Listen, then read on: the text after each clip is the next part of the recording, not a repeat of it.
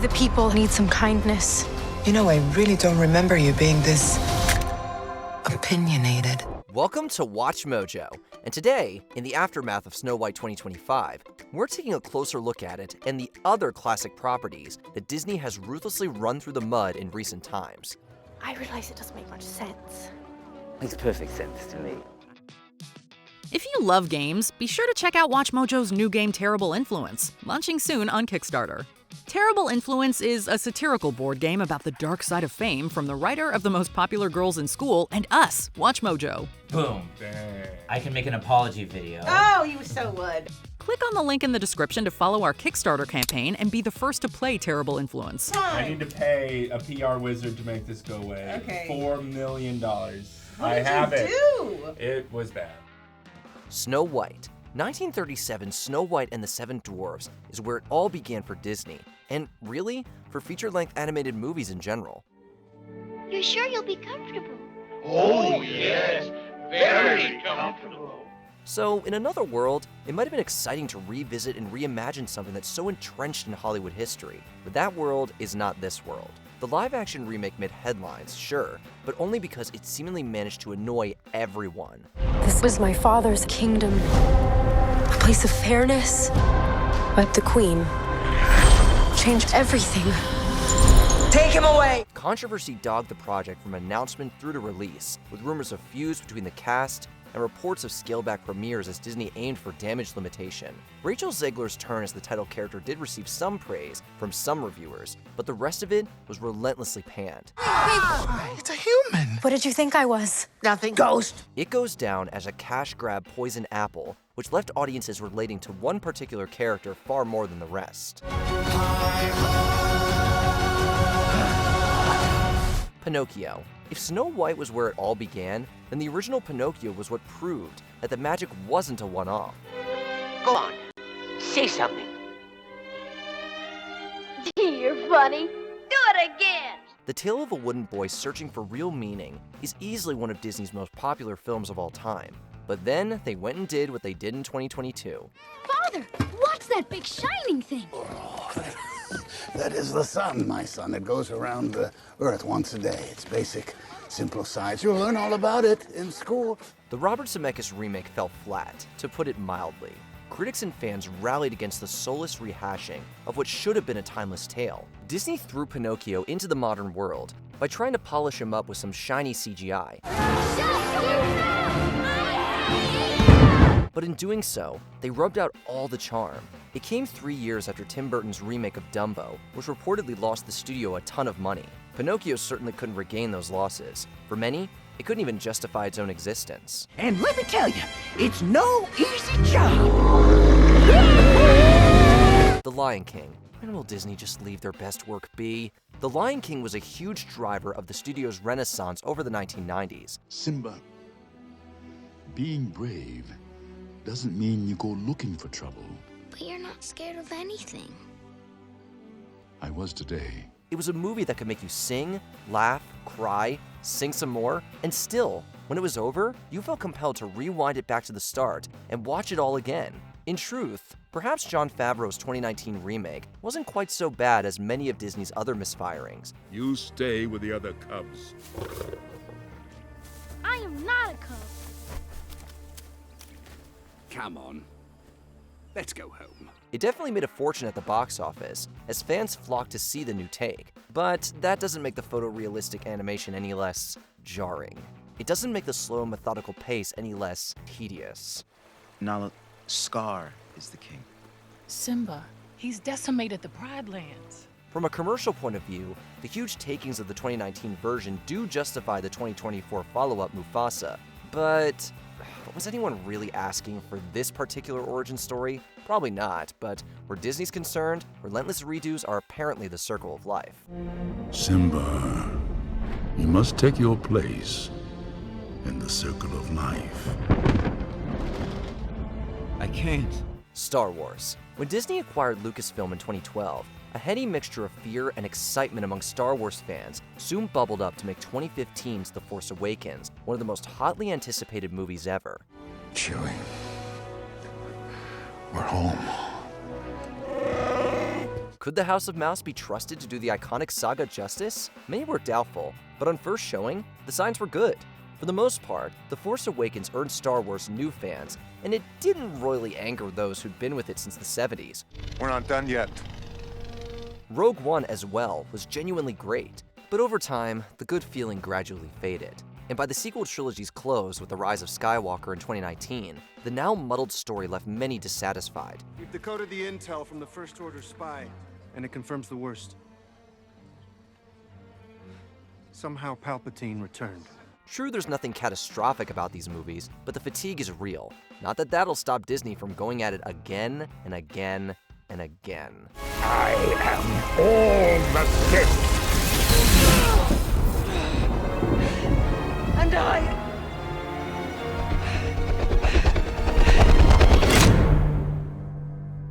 I'm all the Jedi. Winnie the Pooh. Was there ever a happier, more whimsical, generally light and enjoyable bunch of Disney characters than Winnie the Pooh and Friends? Ooh, hello, Pooh. I'm Tigger. T-I-double-G-R. That spells Tigger. Yeah, I know. You've bounced me before.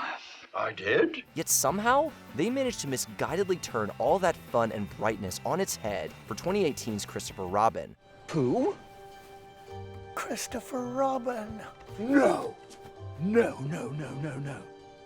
You can't be here.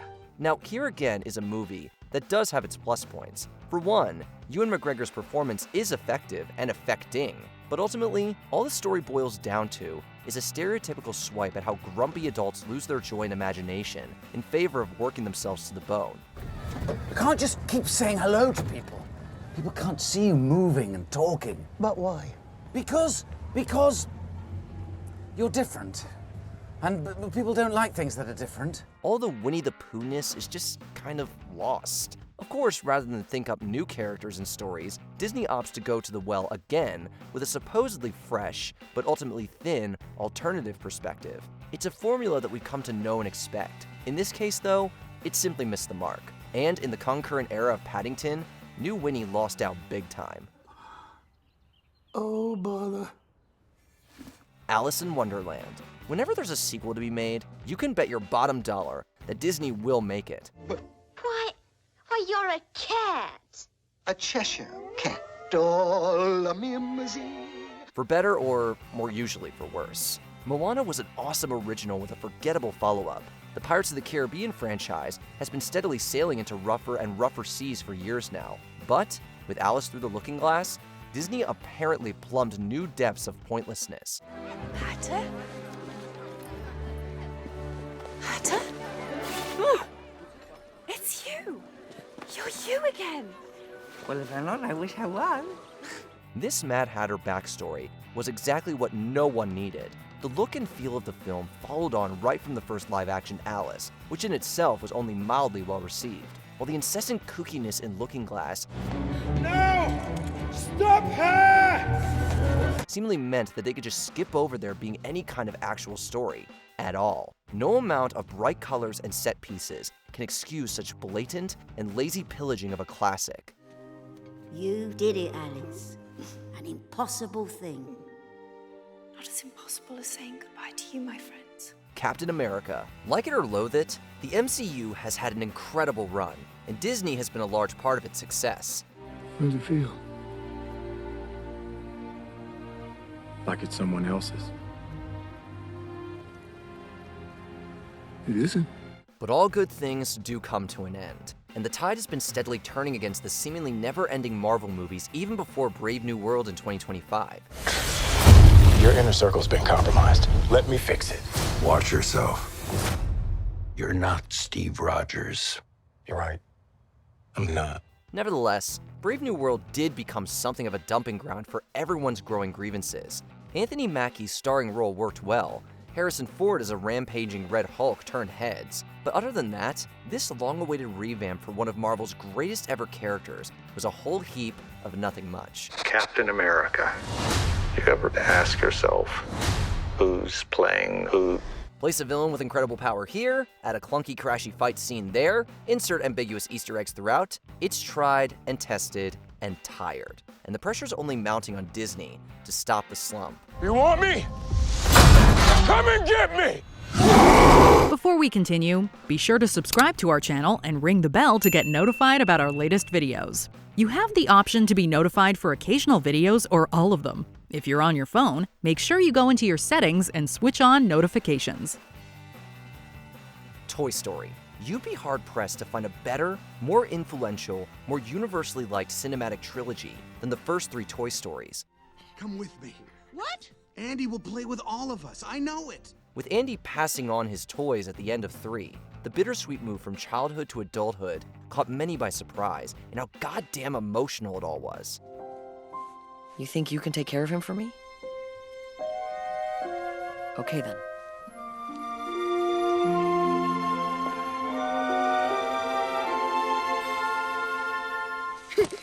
With Toy Story 4, Disney perhaps pushed its luck, but survived. While it could reasonably be described as the weakest installment, 4 did still carry most of the magic. Lightyear, though, in 2022, missed the high bar of its predecessors. After borrowing a ship from Star Command, I've achieved hyperspeed, and I'm ready to finally leave this planet once and for all. While in the last decade or so, we've learned that apparently every mainstream leading character needs an origin story, perhaps Buzz just didn't. And with Toy Story 5 coming over the horizon, some fans are growing concerned. Okay, so this is a classic that hasn't yet been milked to death exactly, but is the time when it will have been fast approaching? To infinity and beyond. So, what do you think? Is Disney destroying legacies, or are things actually not so bad as all that? Let us know in the comments.